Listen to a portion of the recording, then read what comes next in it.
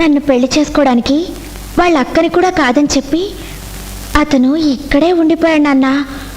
ఒకవేళ పెళ్లికి వాళ్ళ నాన్న కాదంటే వాళ్ళ నాన్ననే కాదంటానన్నాడు నాన్న. ఈ పెళ్లిని మీ నాన్న కాదంటాడు. నాన్న, ఈ పెళ్లి జరగదు. ఇక నుంచి ఆ కుర్రగాడు నిన్ను కలుసుకోవడం కానీ నువ్వు ఆ కుర్రగాడిని కలుసుకోవడం కానీ జరగకూడదు. ఆడి నీడ ఈ ఇంటి మీద పడకూడదు, నీ నీడ ఆడి ఒంటి మీద పడకూడదు, అంతే. ఎలాగైనా ఆ కాంట్రాక్ట్ నాకే వచ్చాడు చూడండి సార్, మీరు రుణం ఉంచుకొని. మంత్రిగా ఉంటే ఆ కాంట్రాక్ట్ పని ఏదో నేనే చేసి పెట్టేవాడిని కదా. అమ్మా శ్రీదేవి, ఏమిటమ్మా ఏమిటి ఒకదాని వచ్చావు? వాడు పెద్ద మగాళ్ళ ప్రేమలో పడ్డాడు. ఎవరు? ఇంకెవరు? నీ కొడుకు ఆ రత్తయ్య కూతురు ప్రేమిస్తున్నాడు. రత్తయ్య?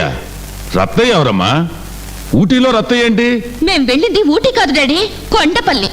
కొండపల్ల దేనికి వెళ్ళారు? బుద్ధి తక్కువ వెళ్ళాం డాడీ. మీకు అబద్ధం చెప్పి వెళ్ళాం, మిమ్మల్ని మోసం చేసి వెళ్ళాం డాడీ. ఏదో ఫారెన్ నుంచి వచ్చాను కదా, ఎప్పుడో చిన్నప్పుడు పెరిగిన ప్లేస్ కదా, ఆ ప్లేస్ లో సరదాగా తిరుగుదామని బయలుదేరి వెళ్ళాం డాడీ. తీరా అక్కడికి వెళితే ఆ రత్తయ్య గారి కూతురు కళ్ళలో పడ్డాడు డాడీ, నీ కొడుకు. నా వాడక్కడ ఉండటానికి వీల్లేదు.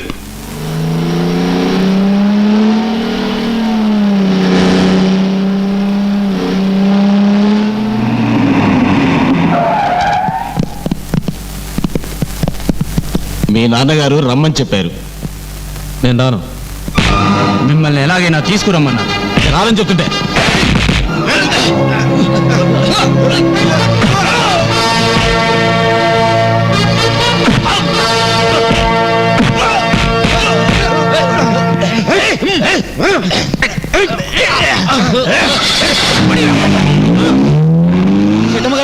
సీతమ్మగారు ఏంటి? శ్రీధర్ బాబుని వాళ్ళ మనుషులు వచ్చి లాక్కుపోతున్నారు.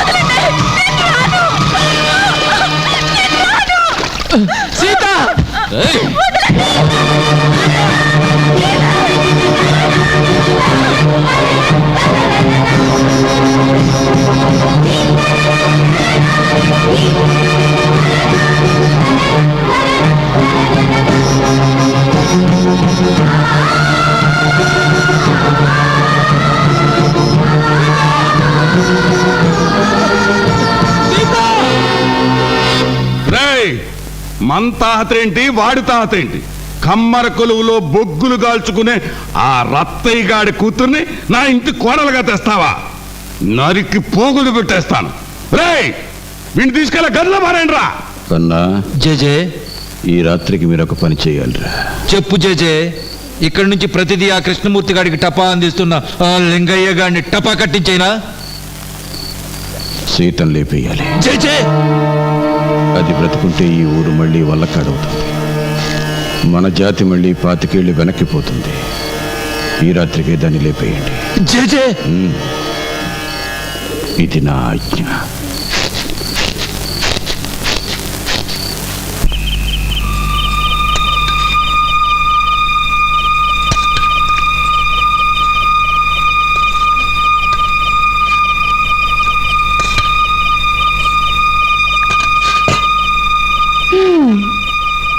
ఏంటి ఏదో ఆలోచనలో పడ్డట్టున్నారు?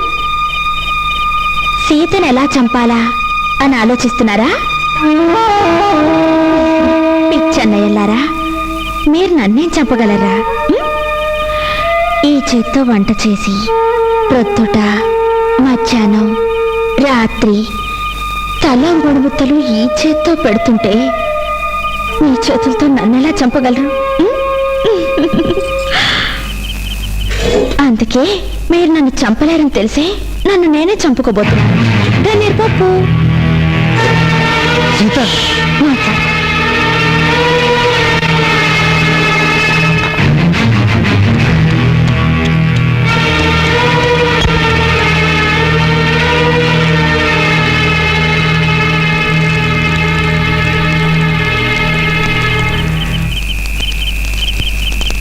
నాన్న, నాకు ఆకలేస్తోంది. నిన్నే నాకు ఆకలి అంటున్నాను నాన్న. నాకు ఆకలిగా లేదు. నీకు లేదు, నాకు ఆకలేస్తోంది. ఆకలిస్తే తిను.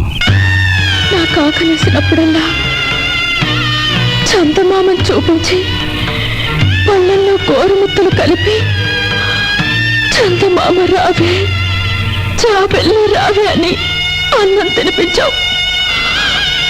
ఇప్పుడు అవసరం తీరిపోయిందా నాన్న?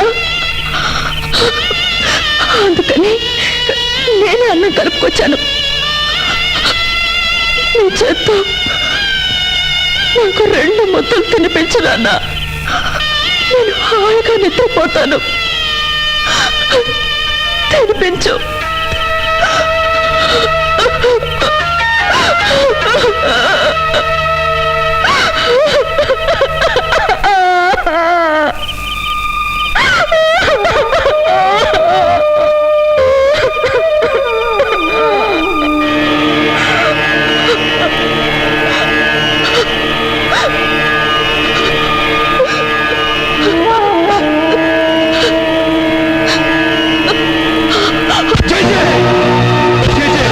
నన్ను చచ్చిపోవడానికని అన్నంలో గన్నేరు పప్పు కలిపింది.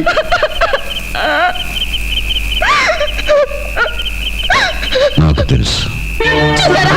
వీడి కన్ను తెలుసు, బిడ్డలు కనడం తెలుసు, చంపడం కూడా తెలుసు. నాన్న, కన్న బిడ్డని నీ చేత్తోనే చంపగలిగే శక్తి ఉన్నప్పుడు ఎవరు ఐదుగురిని ఎందుకు నాన్న అడగడం? అయినా నన్ను చంపడానికి ఇంత కథ కావాలా? అమ్మ సీత నా పరువు బజార్లో పడింది, నువ్వు గోదాట్లో పడు అని ఒక్క మాట అనుంటే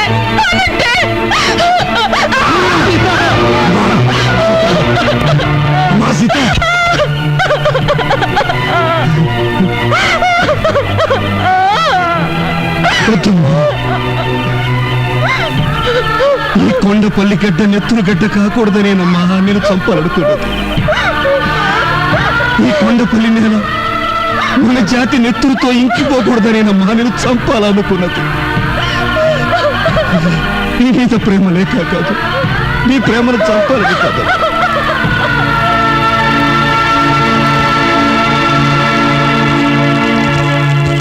అమ్మ సీత, మరి నీకు అమ్మంటే ఇష్టమా, అయ్యంటే ఇష్టమా?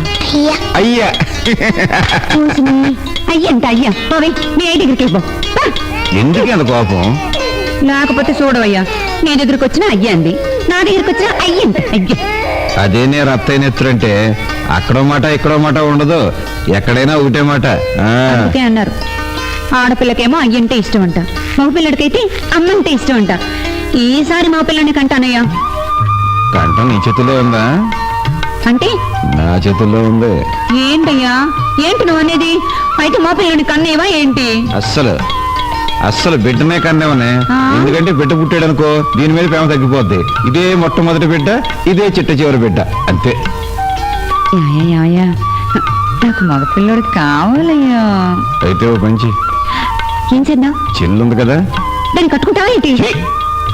దానికి పెళ్లి చేసిన తర్వాత దగ్గరుండి మగబిడ్డను కనిపించుకో. అవును, ఇంతకదేది ఏది? అరుంధతి, ఏమిటి అర్జెంటుగా మాట్లాడాలని కబుర్ చేసావట? నీ పెళ్ళట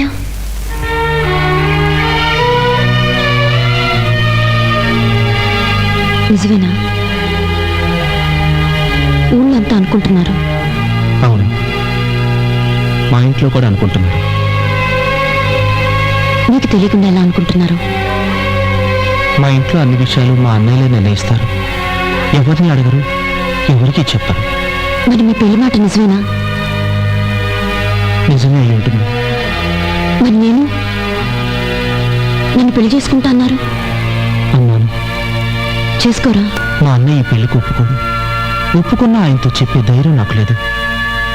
అరుంధతి, మీ భావనలు మా అన్నయ్యతో మాట్లాడమను. మీ బావంటే మా అన్నయ్యకి ఇష్టం.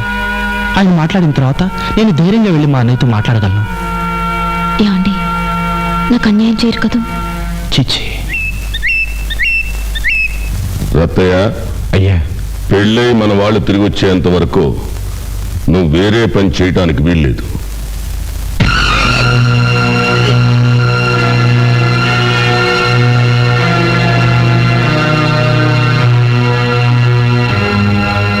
ఏంటి?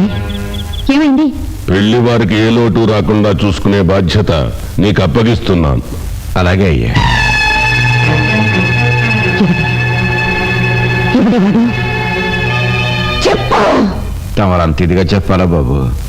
అవసరానికి ఆ మాత్రం ఉపయోగపడకపోతే నేనెందుకు బాబు? సెలవు బాబు, వస్తా. ఇదేమైనా జరిగే పెళ్ళేనా? వాళ్ళు ఎక్కడ, మనం ఎక్కడ? అసలు ఈ సంగతి మీ బావకు తెలిస్తే పెళ్లి మాట దేవుడు ఎరుకు. నువ్వు పెళ్లి కాకుండా నీ తల్లి అవుతున్నావని ఆయనకి తెలిస్తే. రాజమ్మా, రాజమ్మా, ఏమే ఓ వారం రోజులకి నీకు నాకు సరిపడేటట్టుగా బట్టలు సర్దు. దీనికయ్యా? అదేనే కృష్ణమూర్తి బాబు గారు తమ్ముడికి పెళ్లి కదా. ఆ పెళ్లి పెట్టడంతా మనకే అప్పగించారు. మనమే దగ్గరుండే పెళ్లి జరిపించాలంట. ఏంటి ఏంటి ఆలోచిస్తున్నా? ఓహో, పెళ్లి కావాల్సిన పిల్లని ఇంట్లో వదిలేసి పెళ్లికి వెళ్ళాడతావునా? ఏముంది, దాన్ని కూడా తీసుకెడదాం. పెళ్లి కూతురుతో పాటు తోట పెళ్లి కూతురుగా కూర్చుంటది. పెళ్లి కూతురుగా కదయ్యా, పెళ్లి కూతురుగానే కూర్చోవాలి. అలాగే.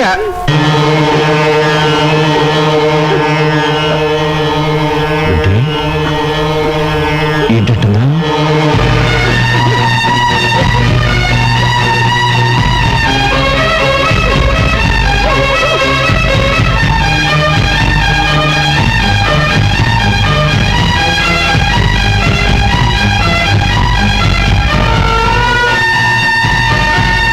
అరుంధతి, మన జాతి కులం తక్కువదే గాని గుణం తక్కువది కాదే. ఆ జాతి పరువుని గోతులో కప్పెట్టేశా. నిన్ను నరికి పాతర వేస్తే తప్ప జాతి పరువు దక్కదే. అది తొందరపడిందే కానీ కావాలని ఆ కాని పని చేయలేదయ్యా. అయ్యా, ఆ అబ్బాయి కూడా నేను పెళ్లి చేసుకుంటానన్నాడంట. నువ్వు ఒక్కసారి నా పెద్ద ఆయన అడిగితే ఆ పెద్ద ఆయన నీ మాట కాదనయ్యా.